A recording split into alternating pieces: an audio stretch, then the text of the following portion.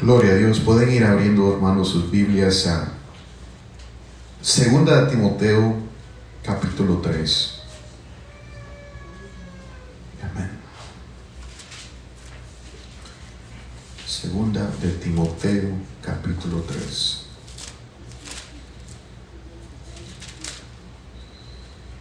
Vamos a orar.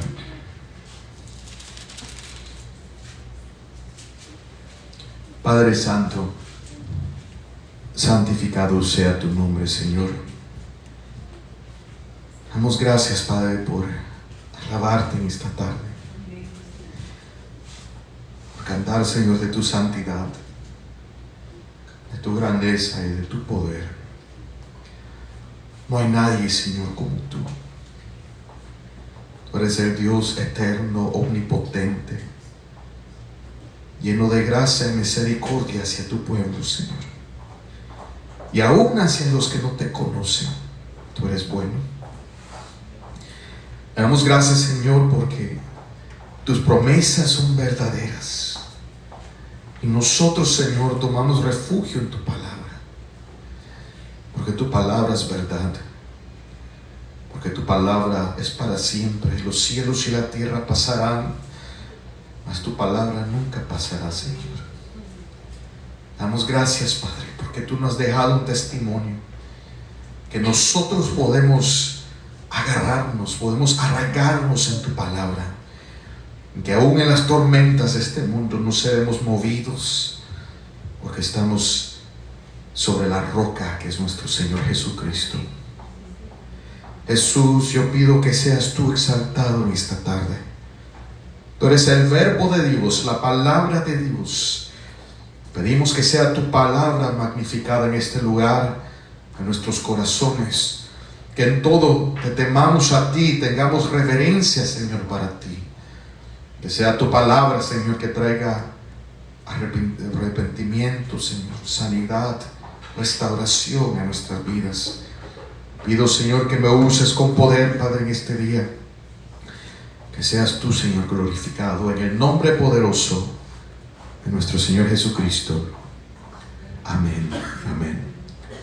Gloria a Dios. Hermanos, en este día quisiera hablarles sobre un tema titulado Tiempos peligrosos. Tiempos peligrosos. Cuando nosotros examinamos la condición de nuestra nación y del mundo, es asombroso en qué rapidez hemos descendido en una gran oscuridad. El mundo ha descendido en una gran oscuridad. Tantos elementos de la sociedad se han volteado en su cabeza. Y algunas de esas cosas han causado por el juicio de Dios sobre el mundo. Vemos una nación como los Estados Unidos, que antes era una antorcha para la libertad en todo el mundo, donde antes mandaba misioneros por todas partes del mundo, ahora está en necesidad de hombres que prediquen la palabra de Dios. Vemos que la pudrición en nuestra sociedad ha llegado aún a las iglesias, donde hay iglesias que, como hemos comentado en varias veces, que parecen teatros y no lugares donde es exaltado nuestro Señor, su palabra, nuestro Señor Jesucristo. Hoy quisiéramos ver qué es lo que ha causado a que nuestra nación, que el mundo, las iglesias lleguen a este lugar de pudrición, y no para llenar nuestras cabezas de información, pero para que nosotros en nuestras vida espiritual con el Señor tomemos, seamos instruidos para que no nos pase a nosotros. Porque cada persona individual puede caer en un estado de desánimo donde aún se empieza a alejar de las cosas del Señor. Y el Señor nos llama a que nosotros tengamos entendimiento y aprendamos y apliquemos en nuestras vidas para que no nos encontremos en esa ocasión. La Biblia nos enseña que los postreros días serán tiempos peligrosos. Miren lo que dice Segunda de Timoteo, capítulo 3.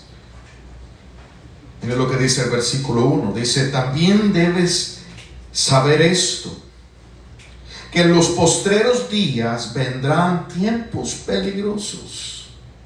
Aquí el apóstol Pablo, hablando con el joven, el pastor Timoteo, que los tiempos postreros, los tiempos que nosotros estamos viviendo ahora, los últimos días, serán tiempos peligrosos. Ahora, cuando la palabra de Dios menciona peligro, menciona tiempos peligrosos, debemos de preguntarnos de qué tipo de peligro está hablando la palabra. Vemos que la palabra peligro, aun cuando usamos la frase estamos viviendo en tiempos peligrosos, ¿qué significa? ¿De dónde es el origen de ese peligro? Porque la palabra peligro es una palabra relativa. Depende de su uso, ¿verdad? Una persona, decimos, alguien que come demasiada grasa tiene el peligro de aumentar el colesterol. Una persona que no come suficiente tiene un peligro de estar desnutrido, de estar sin las vitaminas que necesita su cuerpo. Entonces, todo depende en la manera que se usa peligro para poder significar de dónde es que viene ese peligro. Y si nosotros seguimos leyendo en este capítulo, el apóstol Pablo va desarrollando de dónde va a venir ese peligro. Y vamos a examinar lo que el apóstol Pablo dice, pero aún encontramos una clave en la palabra que el apóstol usó, en la palabra que el Espíritu Santo puso en el corazón del apóstol Pablo para dejarnos saber la profundidad de este peligro. Una de las cosas tan interesantes de la palabra de Dios es que los idiomas originales son idiomas ricos en significado. No es como el idioma en inglés, que tú puedes decir I love, o yo amo esto, yo amo lo otro, yo amo, y es una palabra que se usa en diferentes ocasiones, pero el idioma griego es bien particular y no solamente te da el significado, pero hay tantos detalles pequeños detrás de esa palabra que te dan más definición, te dan más claridad sobre el significado, sobre el intento de la persona que está hablando. La palabra que el apóstol Pablo usa para que se traduce peligro es la palabra griega chalepos. Chalepos, no chalupa. Yo sé que a algunos de aquí le gusta la comida mexicana, pero es la palabra chalepos. Y esta palabra significa difícil de aguantar, difícil de tomar, difícil de acercarse, difícil de soportar, problemático, feroz, salvaje. Esta palabra describe algo pesado, algo, como dice, difícil, ¿verdad? Y vemos algo bien interesante de esta palabra que el apóstol Pablo escoge, esta palabra chalepos, es que solamente se encuentra 2 veces en el Nuevo Testamento. Es una palabra particular, y cuando vemos el lugar donde se usa por primera vez, nos da un gran contexto de este peligro. Vaya conmigo a Mateos 8:28. Mateos 8:28.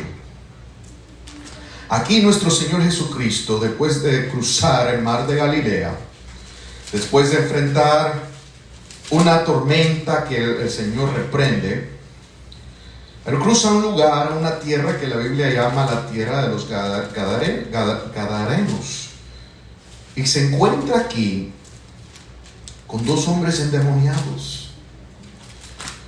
Y mira lo que dice la palabra de Dios, Mateos capítulo 8,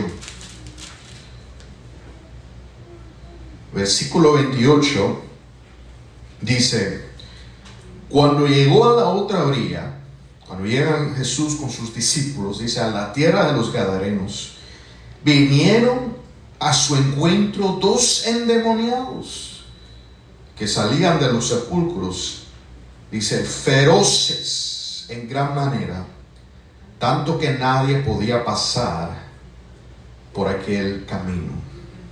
Esa palabra feroces para describir el comportamiento de esos hombres endemoniados es esa palabra chalepos. Es la misma palabra que el apóstol Pablo usa para describir en los tiempos que nosotros vivimos como el comportamiento de hombres llenos de espíritus inmundos. Vinieron, dice, se encontró dos endemoniados que salían de los sepulcros feroces en gran manera, tanto que nadie podía pasar por aquel camino. La gloria a Dios que el Señor libera a esos dos hombres. Gloria al Señor Jesucristo, que tiene poder sobre todo demonio y espíritu que se levanta contra el Señor. Pero vemos que el comportamiento de estos hombres es lo que describe lo que estaremos viendo en estos tiempos. Porque vemos, hermanos, una persona endemoniada no tiene compasión. Una persona endemoniada es cruel, no tiene dominio propio, aún ni está en control. Estamos viendo un aumento en el mundo y en los Estados Unidos de movimiento de particularmente personas endemoniadas. Ahora, ¿por qué es que estamos viendo esto? Primeramente, estamos viendo el final de la etapa de la iglesia en este mundo. Estamos viendo un tiempo donde, como había mencionado nuestro hermano Selvin el jueves, que el evangelio se ha predicado a toda nación. Que el evangelio se ha predicado por las radios, por el televisor, tanto que ya hay personas que aún no conocen de la Biblia, pero que nunca la han leído, pero conocen de ella, conocen de la sangre de Jesús y se burlan de la palabra de Dios. Es el lugar donde estamos, que ya se ha convertido burla en los que rechazan la gracia del Señor. Y la oscuridad postrera aumentará, y la razón por qué aumenta la actividad demoníaca es porque el mundo, y especialmente los Estados Unidos, se ha aceptado abiertamente el satanismo. El satanismo se ha hecho algo parte de la cultura normal en los Estados Unidos. Y no lo digo eso por un efecto de ser dramático, pero porque es lo que dice la palabra de Dios. Cuando nosotros pensamos del satanismo, tal vez pensamos en los pentagramas, pensamos en ritos ocultos, pensamos en hechicería. Pero el satanismo es más simple que esas cosas. El satanismo es ser hecho conforme a la esencia o la naturaleza de Satanás. Ser conforme a sus deseos.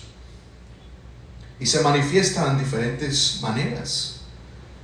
Vemos que el ser cristiano es ser hecho conforme al carácter de Cristo. El satanismo es lo opuesto. La esencia de Satanás, ¿qué es lo que es? La rebelión. La rebelión es la esencia del diablo. La rebelión provocada por la soberbia, por la envidia, por el engaño. La naturaleza de Satanás es la rebelión, aunque el nombre Satanás significa adversario.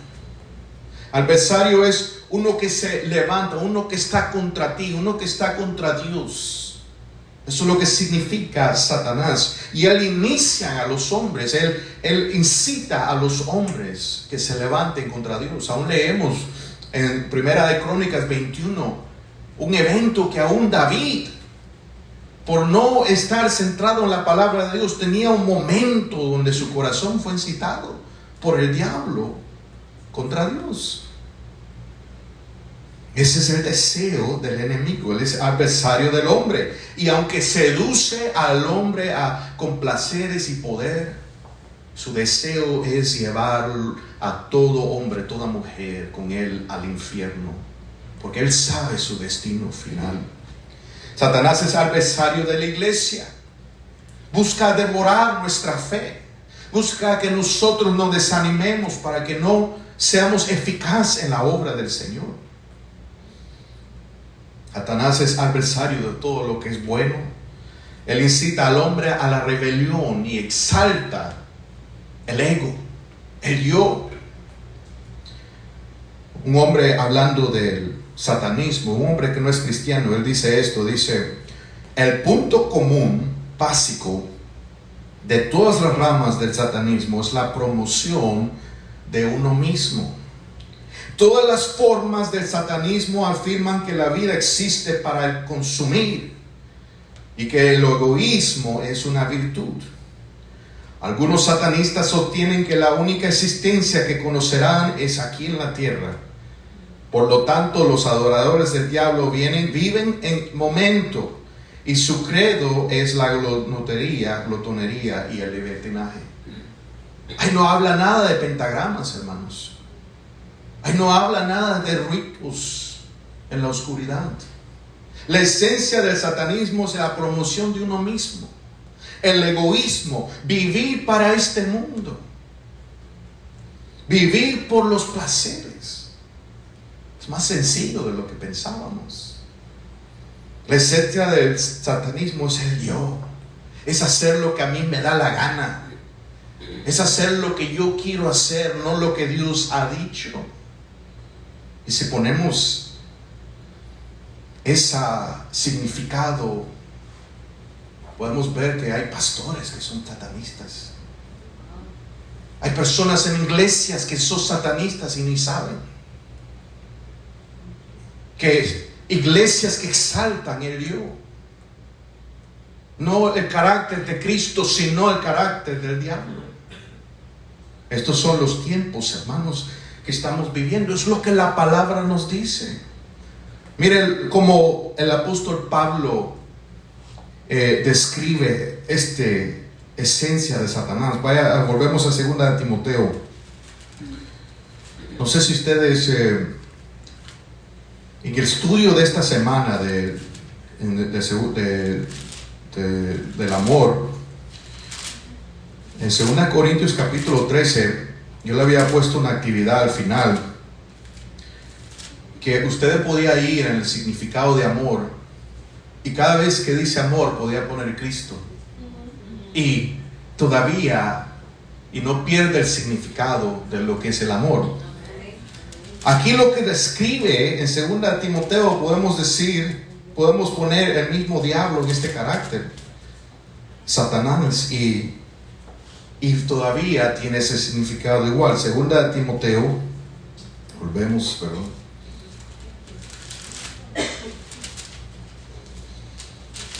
capítulo 13, mira lo que él dice, también debes saber esto, que en los postreros días vendrán tiempos peligrosos, y aquí lo describe, dice, porque habrá hombres amadores de sí mismos, ávaros, vanagloriosos, soberbios, blasfemos, desobedientes a los padres, ingratos, impíos, sin afecto natural, implacables, calumniadores, intemperantes, crueles, aborrecedores de lo bueno, traidores, impetuosos, infatuados, amadores de los deleites más que Dios, que tendrán apariencia de piedad, pero negarán la eficacia de ella.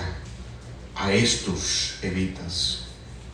Aquí todo lo que leemos describe la naturaleza de Satanás. Por eso los días postreros serán tan peligrosos. Una gran rebelión que estamos viendo, que no es solamente abunda, pero es aceptado, es parte de la cultura.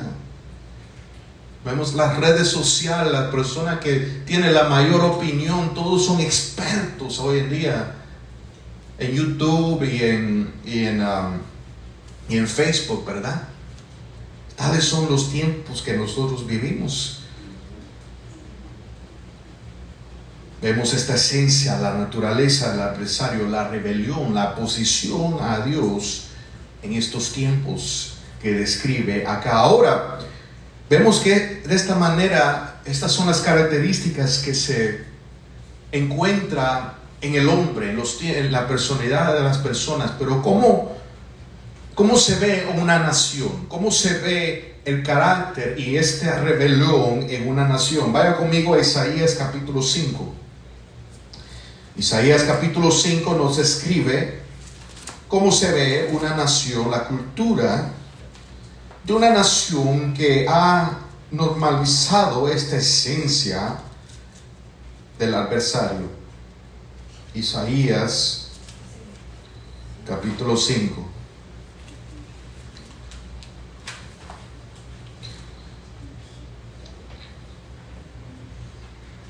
Empezando el versículo 18. 5:18 dice: ay de los que traen la iniquidad con cuerdas de vanidad y el pecado como coyundas de carreta. Aquí el Señor en esta escritura está reprendiendo al pueblo de Israel por haberse endurecido en su pecado, por haberse endurecido en su maldad. Israel, sobre todas las naciones, no tenía excusa. Habían recibido la ley de Dios, tenían los testimonios de los milagros que el Señor hizo para esta nación. Pero vemos que aquí que Él les habla, y Él aquí está hablando de una nación que no solamente está en iniquidad, pero desfilan esa iniquidad, la promueve y la ponen en algo, buscan a vender ese como si es algo bueno. Por eso dice que la llevan como con coyundas de carreta, como cuando viene una persona que está vendiendo algo. Esta nación promueve su maldad, que es no solamente que aman su pecado, pero quieren echártelo en tu cara para que tú lo aceptes como algo normal, para que eso sea algo bueno, un desfile de su pecado. Dígame si no hemos estado viendo eso en nuestra nación, desfilando el pecado, el mundo, como si es algo para celebrar, cuando más bien lleva a la destrucción. Dice el versículo 19: los cuales digan: venga ya, apresúrese su obra, y veamos, acérquese y venga al consejo del Santo de Israel para que lo sepamos. Se burlan de la venida de nuestro Señor. Dice el versículo 20: hay de los que a lo malo dicen bueno, y a lo bueno malo, que hacen de la luz tinieblas y de las tinieblas luz, que ponen lo amargo por dulce y lo dulce por amargo. Esto estamos viendo en nuestra nación, que ponen lo bueno por malo. Recientemente, hermanos, en Texas pasaron una nueva ley contra el aborto, que si no permiten, si encuentran un latido del corazón en el bebé, no pueden hacer un aborto. Han prohibido el aborto después que el bebé tenga un latido del corazón. Lo interesante de esto es la gran escándalo que se ha creado. Esta ley que no prohíbe el aborto completo, pero pone una limitación sobre el aborto. El gran escándalo que se ha pasado en este país. Una comentarista que fue parte de la fiscal, fue ella una fiscal en una de las presidencias, que no voy a decir qué nombre es, pero yo me imagino que ustedes pueden pensar de qué partido, pero ella era la fiscal más alta en los Estados Unidos. Y miren lo que está diciendo esta mujer. Dice, ella diciendo porque ¿qué es lo que pasó? Ellos trajeron esta ley a la Corte Suprema, y la Corte Suprema no anuló la ley. Dejaron la ley como estaba. Y las personas querían que la Corte Suprema quite esa ley. Y miren lo que dice esta mujer. Dice, la Corte Suprema dictó una decisión diabólica. Dice diabólica, llamando a proteger la vida de los inocentes. Llamando eso diabólico. Y esto no solamente representa a esta mujer, pero representa la voz de una gran mayoría en este país, que ha volteado la manera que aún ve la vida, que le llaman aún a esto a proteger la vida de un bebé diabólico. Ese es el estado de nuestra nación, hermanos. No hay nada más satánico que quitarle la vida a una criatura. ¿Por qué? Por tener una carrera, por cosas financieras. Eso es satánico y representa esta misma esencia que vemos en nuestra nación. Es la razón porque se ha metido en tan profunda oscuridad nuestra nación cuando esto es aceptado como algo normal. Yo quería tomar algunas imágenes de estas ¿cómo se llama? Demostraciones de las personas que tenían estos los signs. How do you say signs in Spanish? Los rótulos, pero eran tan asquerosos que ni vale la pena lo que esta gente están diciendo y están clamando. Esta es la condición de nuestro país. Dice versículo 21: hay de los sabios en sus propios ojos, hay de los que son prudentes delante de sí mismos. Como había comentado, vivimos en tiempos donde todo el mundo es un experto y nadie le gusta escuchar. No se respeta a los mayores, no se respeta a los que tienen canas por su sabiduría, por lo que han pasado. Versículo 22, y cuando dice ay, esa es una declaración de juicio. Dice: ay de los que son valientes para beber vino y hombres fuertes para mezclar bebida, a los que justifican al impío mediante cohecho y al justo quitan su derecho. Vemos que una nación que ha tenido esta esencia, este carácter de Satanás, no hay justicia. No hay justicia. Hace unos cuantos años había salido un hombre que fue encubierto y había encontrado que Planned Parenthood, no le voy a llamar organización porque no es una organización, es el lugar donde le quitan vidas a los niños, donde hacen los abortos, habían encubierto que se estaba vendiendo partes. Y vemos que ese hombre, en vez de, cuando salió esas noticias, en vez de perjudicar a ese lugar, más bien lo llevaron a él preso por sacar a luz esto diabólico que estaba pasando. Ese es el estado de nuestra nación, hermanos. Por eso estamos viendo lo que estamos viendo en nuestro país. Por eso se ha desatado un poder demoníaco, una gran rebelión. ¿Y cuál es la consecuencia cuando una nación, cuando una persona se obstienen en la rebelión contra Dios? Mire lo que dice la palabra de Dios. Vimos cómo se manifiesta la rebelión, pero ¿cuál es el resultado de la rebelión? Vaya conmigo a Salmo 107. Y esto es bien importante para nosotros como cristianos, porque a veces nosotros podemos ser rebeldes contra los mandos del Señor. ¿Qué pasa cuando alguien se mantiene en la rebelión? Mira lo que dice Salmo 107. Vamos a empezar el versículo 8. Dice: alaben la misericordia de Jehová y sus maravillas para con los hijos de los hombres, porque sacia el alma menesterosa y llena de bien el alma hambrienta. Algunos moraban en tinieblas y sombra de muerte, aprisionados en aflicción y en hierros, por cuanto fueron rebeldes a las palabras de Jehová y aborrecieron el consejo del Altísimo. Mira lo que dice el versículo 12: por eso quebrantó con el trabajo sus corazones, cayeron y no hubo quien los ayudase. No, si seguimos leyendo, vemos lo que le pasa a los que se arrepienten, pero vamos a enfocarnos ahora en lo que pasa al rebelde. Dice: Los quebrantó con el trabajo sus corazones. Cayeron y no hubo quien los ayudase. Cuando el hombre está en rebeldía contra Dios, cuando nosotros nos ponemos en rebelde contra la palabra de Dios, dice que Él nos quebranta con el trabajo. ¿Qué es lo que significa eso? Eso es cuando tú te esfuerzas a hacer algo, pero no sale adelante. Y tratas que salga adelante y te cansas. Y llegas a un punto donde ya no tienes fuerza.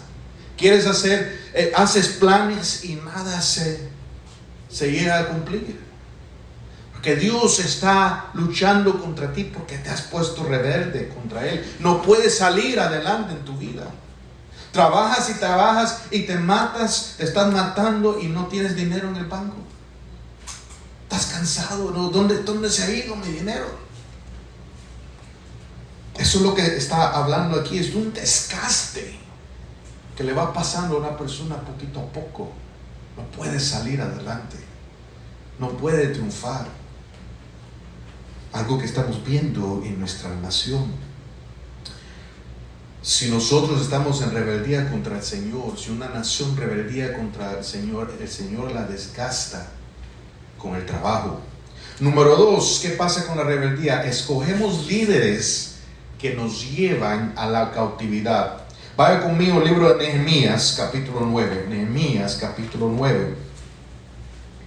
El libro de Nehemías es uno de los libros bien importante que nos enseña de lo que es un líder.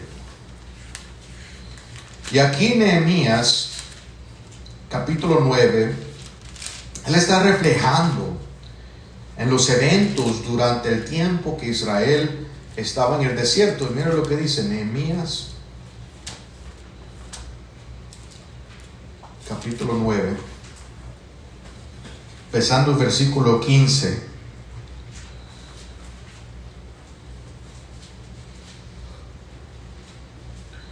Dice: les diste pan del cielo en su hambre, y en su sed les sacaste agua de la peña, y les dijiste que entrasen a poseer la tierra por la cual alzaste tu mano y juraste que se las darías.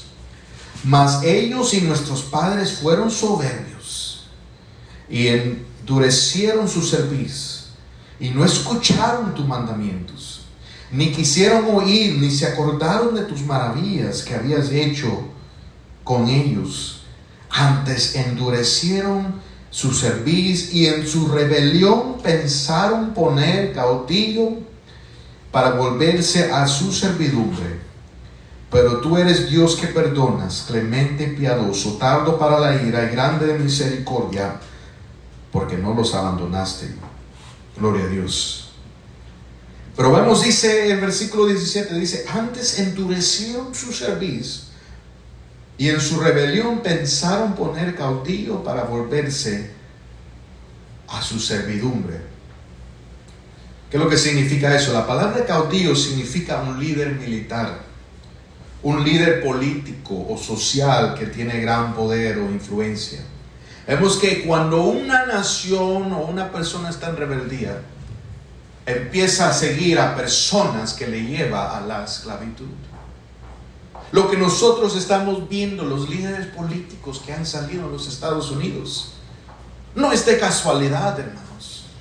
Ellos reflejan el carácter y el deseo que está en la mayoría de los corazones en este país. Cuando vemos estos tales pastores o los de la prosperidad, ellos están en poder por los que les siguen. Ellos que aman el dinero, les siguen las personas que aman el dinero. Ellos están en poder porque refleja el deseo de las personas que les siguen. Cuando nosotros o una nación está en rebeldía, se va por la persona que le va a llevar, que mejor le parece a su corazón, y esa persona la lleva a la esclavitud. Número 3, ¿qué pasa si nosotros nos mantenemos en la rebelión? Dios luchará contra nosotros. Vaya conmigo a Isaías de nuevo, capítulo 63. Hemos visto una nación en rebeldía, una persona en rebeldía, Dios los desgasta con el trabajo. Empieza a seguir personas que la lleva a la esclavitud. Y número 3, Dios mismo luchará contra nosotros. Mira lo que dice Isaías 63, versículo 7. Dice la palabra de Dios: de las misericordias de Jehová haré memoria, de las alabanzas de Jehová conforme a todo lo que Jehová nos ha dado, y de la grandeza de sus beneficios hacia la casa de Israel, que les ha hecho según sus misericordias y según la multitud de sus piedades. Porque dijo, hablando aquí el Señor, dice versículo 8: ciertamente mi pueblo son hijos que no mienten, y fue su Salvador. En toda angustia de ellos él fue angustiado, y el ángel de su faz los salvó. En su amor y en su clemencia los redimió, y los trajo y los levantó todos los días de la antigüedad. Pero mira lo que dice el versículo 10: mas ellos fueron rebeldes, e hicieron enojar su Santo Espíritu, por lo cual se les volvió enemigo, y él mismo peleó contra ellos. Aquí el Señor, hablando de la nación de Israel, los reprende.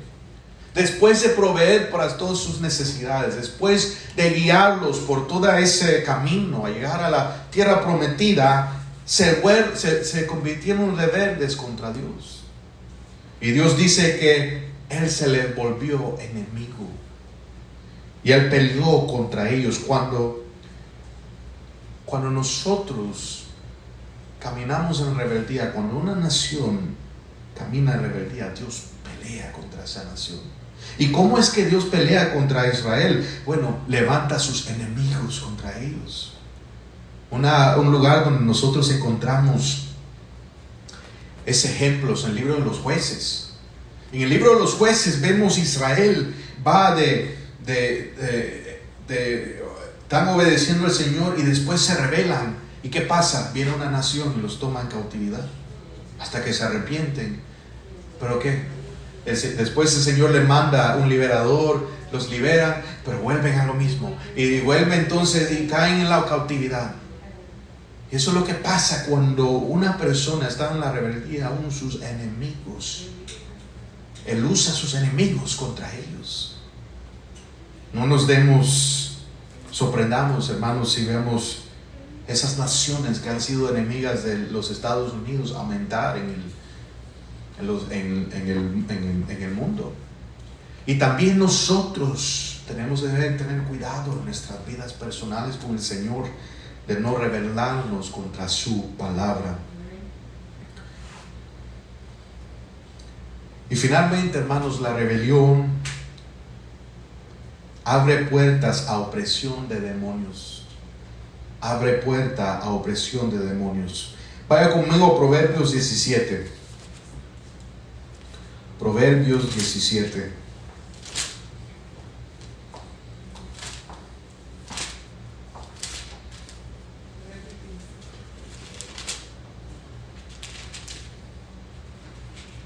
Mira lo que dice Proverbios 17,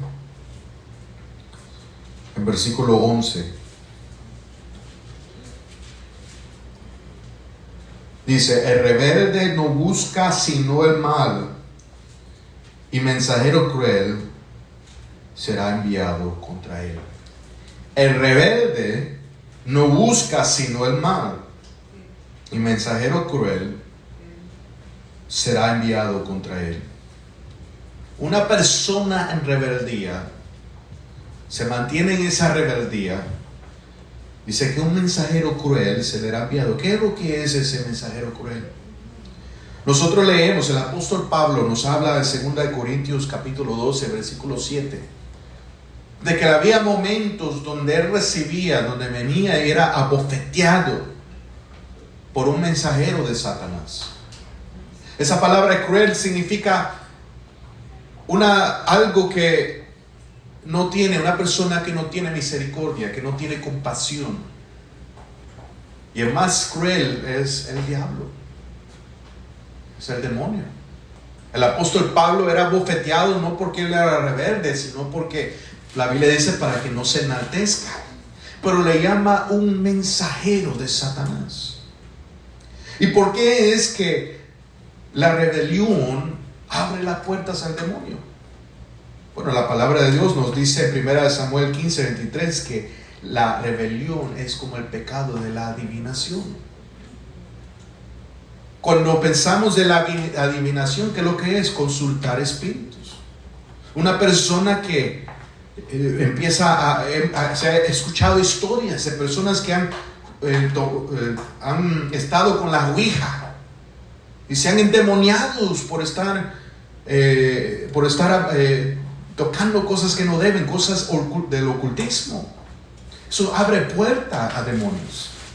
Y él está diciendo que la rebelión es como la adivinación.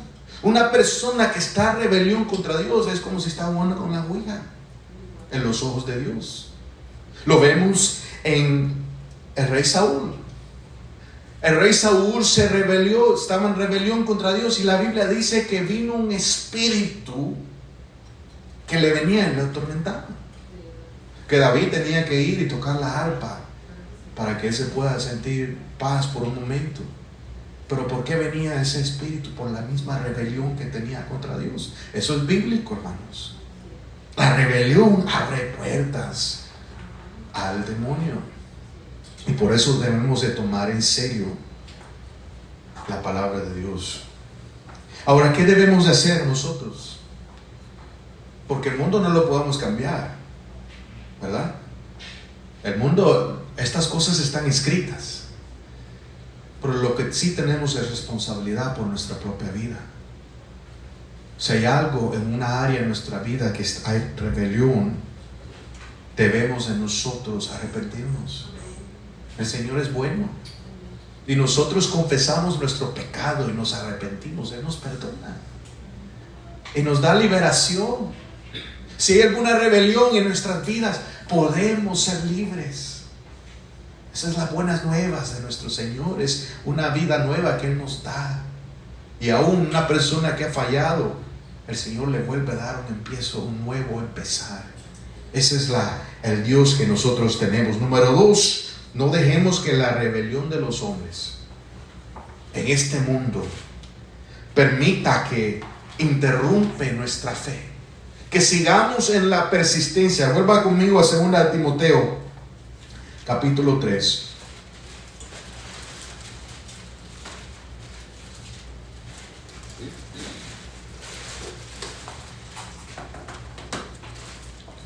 Y aquí el mismo consejo que le da a Timoteo, el apóstol Pablo, podemos tomar nosotros. Miren lo que dice 2 Timoteo 3:12. Dice: también todos los que quieren vivir piadosamente en Cristo Jesús padecerán persecución, mas los hombres y los engañadores irán de mal a peor, engañando y siendo engañados. Dice: pero persiste tú en lo que has aprendido y te persuadiste, sabiendo de quién has aprendido. Dice: persiste tú en lo que has aprendido y te persuadiste. Sigue caminando en la fe y en la palabra de Dios. No ponga los ojos en lo que está pasando, porque eso está escrito. Sigue y persiste en la palabra de Dios. No deje que nada te quite de ti esa persistencia en la fe y en la palabra de Dios. Y por eso es tan importante conocer la palabra de Dios. Esta semana estaba teniendo una conversación con un señor, y él estamos hablando sobre la fe, y él había dicho: sí, tenemos que tener fe, pero la pregunta es: ¿en qué está puesto esa fe? La fe cristiana no es simplemente creer que todo va a estar bien. Está basada en algo real.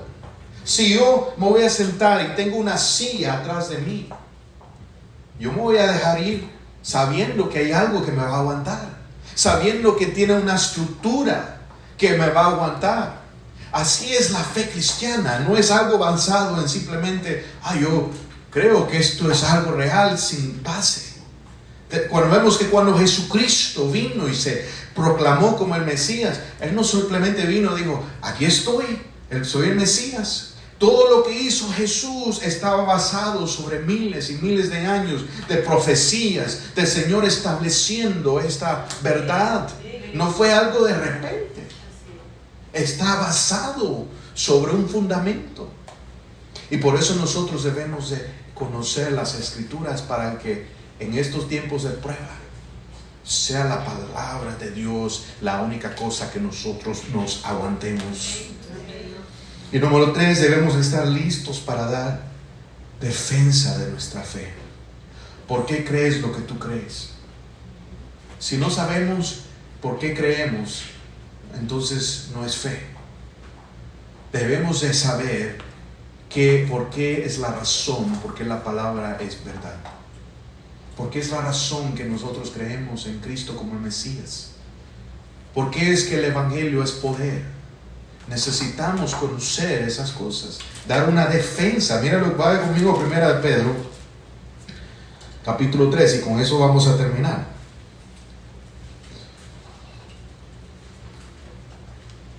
Primera de Pedro, capítulo 3.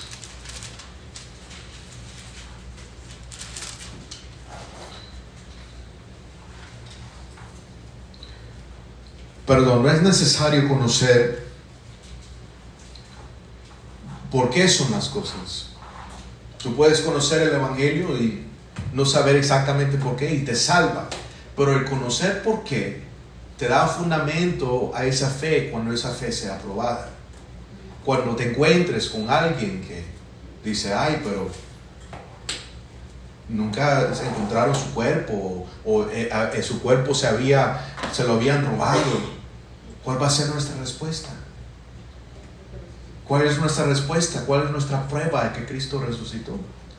Por eso necesitamos tener un fundamento. Por eso vemos que los jóvenes, cuando van a las universidades, les roban su fe.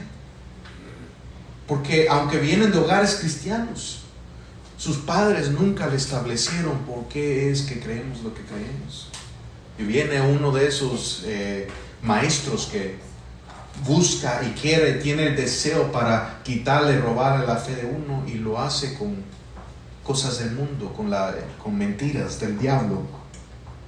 Mire lo que dice 1 de Pedro 3:12, dice, versículo 12: porque los ojos del Señor están sobre los justos, y sus oídos atentos a sus oraciones. Pero el rostro del Señor está contra aquellos que hacen el mal. ¿Y quién es aquel que os podrá hacer daño si vosotros seguís el bien? Mas también si alguna cosa padecéis por causa de la justicia, bienaventurados sois. Por tanto, no os amedrentéis por temor de ellos, ni os conturbéis, sino santificad a Dios en vuestros corazones, a Dios el Señor en vuestros corazones, y estad siempre preparados para presentar defensa con mansedumbre y reverencia ante todo el que os demande razón de la esperanza en que hay en vosotros, teniendo buena conciencia, para que en lo que murmuran de vosotros como de malhechores, serán avergonzados los que calumnian vuestra buena conducta en Cristo. Dice el apóstol Pedro que debemos estar preparados para presentar defensa con mansedumbre y reverencia. Estar listo para dar defensa con mansedumbre y reverencia. Debemos de conocer, hermanos, cuándo es el tiempo de hablar y cuándo es el tiempo de callar. Hay personas que el Espíritu Santo no nos habla para que nosotros le hablemos a Él. Jesús dice en Mateo 6:10, dice: no le deis lo santo a los perros, ni echéis vuestras perlas delante de los cerdos, no sea que los pisoteen y se vuelvan y os despedacen. Aquí Jesús nos está hablando de nosotros tener cuidado aún a quien nosotros le hablamos, aún hasta el Evangelio. Yo he tenido circunstancia cuando le he hablado a alguien del Señor, y después de tener esa conversación, más bien lo había I regret, how do you say regret in Spanish? Me había arrepentido porque fue un escándalo que salió, porque esa persona no estaba lista. Estaba llena de influencias demoníacas que más bien hizo un escándalo. Por eso tenemos que tener cuidado a donde nosotros a quien le hablemos y escuchar el Espíritu Santo. Dice, no le des lo santo a los perros. ¿Qué es lo que es un perro? Vemos que el perro, la Biblia nos enseña que vuelve a su vómito. Y habla de personas, ¿verdad?, que después de conocer el bien vuelven a lo malo. Pero hay algo también interesante en ese dicho. Vemos que el perro volver a su vómito también habla de una persona que se deleita en toda la necedad que sale de su boca, que vomita, sale todas las cosas, todo tipo de inmundicia, abominación que sale de su boca, pero se deleita en ella. Hay personas así que hablan todo tipo de cosas, hablan contra Dios y creen que son sabios y se deleitan y como si dijeron algo inteligente. Eso es el perro, representa al perro. Y vemos que los cerdos, la Biblia nos enseña que fueron los animales donde los demonios querían entrar. ¿Por qué? Porque el cerdo está siempre en la suciedad. Y esto representa a esa persona que no solamente ama pecado, pero lo hace en conocimiento que está contra Dios. A esas personas tenemos que tener cuidado a quien nosotros le damos el precioso evangelio. No es que no le hablemos, debemos estar hablando con personas, pero con la dirección del Espíritu Santo. Es el Espíritu Santo que nos dirige a quien nosotros debemos de dar ese testimonio, en particular del evangelio. Nosotros estamos en los últimos días. Las escrituras ya todo esto fue escrito, pero nuestro deber es obedecer la palabra de Dios. Quiero terminar con esta historia. En 68 AD vemos que el emperador Nero había mandado su ejército a venir a destruir a Jerusalén. Ellos habían conquistado a todas las regiones alrededor de Jerusalén. Pero ¿qué es lo que pasa? Ellos vinieron a atacar y a destruir Jerusalén y habían sitiado a la ciudad, como habíamos hablado la semana pasada de esta estrategia militar. Y mientras ellos sitiaban a Jerusalén, el emperador Nero muere. ¿Y qué pasa? El que estaba encargado, el general, tuvo que volver a Roma a ver a quién iba a ser el próximo emperador. Y durante ese tiempo, que pasaron 18 meses, el ejército de los romanos estuvieron acampando alrededor de Jerusalén, sin hostilidad. Estaban acampando, esperando que se confirme cuál iba a ser el mandato que ellos iban a hacer, porque el emperador que había mandado el ataque había muerto. Entonces necesitaban ver cuál iba a ser su instrucción. Entonces estaban acampando afuera de la ciudad sin atacar la ciudad. Pero ¿qué pasó? Escribe un escritor, un histórico cristiano llamado Eusebio, y él dice que durante ese tiempo todos los cristianos habían salido de Jerusalén, porque habían escuchado la palabra que Jesús dice, que cuando vean los ejércitos rodear a Jerusalén, que vayan y salgan, que nadie vuelva a ese lugar. Ellos se acordaron de lo que Jesús había dicho, y durante esos 18 meses, antes de que volvieran a reunirse las fuerzas, ellos huyeron de ese lugar.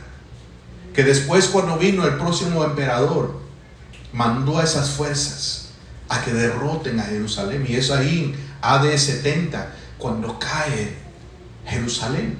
Pero todos los cristianos que habían escuchado la palabra de Jesús salieron. Y eso es que es el punto. Todo lo que está pasando está escrito. Pero si nosotros obedecemos la palabra de Dios y estamos en obediencia al Señor, nosotros también escaparemos. Escaparemos porque estamos tomando en serio la advertencia que el Señor nos está dando.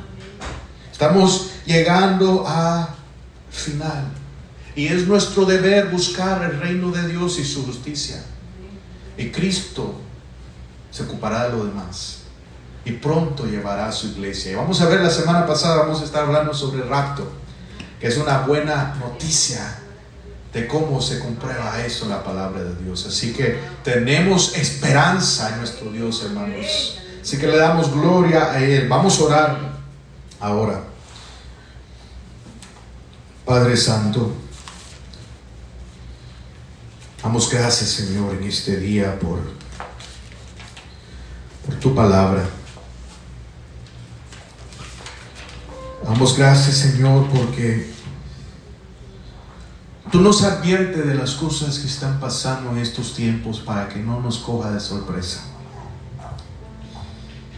Para que nosotros tomemos en serio también en nuestras vidas la obediencia a ti. Y tan importante, Señor, es obedecer tus mandatos, tus mandamientos. Damos gracias, Señor, porque tu palabra es verdad. Tú llamas, Señor, a tus hijos a que caminen en fe. Y tú conoces, Padre, el principio, el fin y el fin y el principio. Y nosotros estamos seguros en ti. Pedimos, Padre, en el nombre de Jesús, si hay alguna rebelión en nuestras vidas, alguna área, Señor, que estamos luchando contra ti, que tú nos enseñes, Padre, que tu Espíritu Santo nos redarguya para que te obedezcamos en todo, Señor, y seamos bendecidos por ti. Si hay alguien que escucha en este día y no ha entregado su corazón a Cristo Jesús, la Biblia dice que Él llama a todo a que le obedezcan al Evangelio. ¿Cómo obedecemos el Evangelio? Es por poner nuestra fe en Jesús. Dios ha proveído por nuestro pecado. La Biblia dice que toda persona, todo hombre y mujer, un día tendrá que pararse ante Dios para ser juzgado. La palabra de Dios nos dice que todos somos culpables. Por cuantos todos pecaron, están destituidos de la gloria de Dios. Dice la palabra de Dios. Es por el pecado que estamos separados de Dios. Pero Cristo pagó por ese pecado, para que nosotros podamos ser perdonados, para que nosotros podamos tener una vida nueva en Dios. La Biblia nos llama a que nosotros nos arrepintamos del pecado, así que creamos y pongamos nuestra fe en Jesús. Y podemos empezar por pedirle a Dios que esto sea una realidad de nuestra vida. Tú le puedes decir: Señor Jesús, yo creo que tú moriste por mis pecados. Yo he pecado contra ti. Yo he quebrantado los mandamientos de Dios. Pero yo pongo mi fe de que tú moriste por mis pecados. Y en este día yo te pido que me perdones,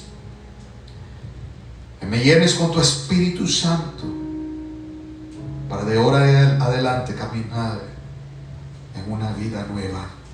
Dame un corazón nuevo, que ame la verdad, que no solamente desee hacer lo bueno, pero que tenga el poder para hacerlo. Gracias, Señor.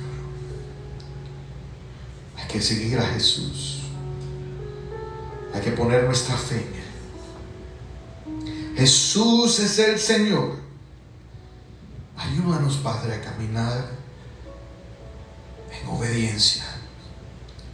Ayúdanos, Señor, a caminar en la verdad. Gloria a Dios. Gloria a Dios.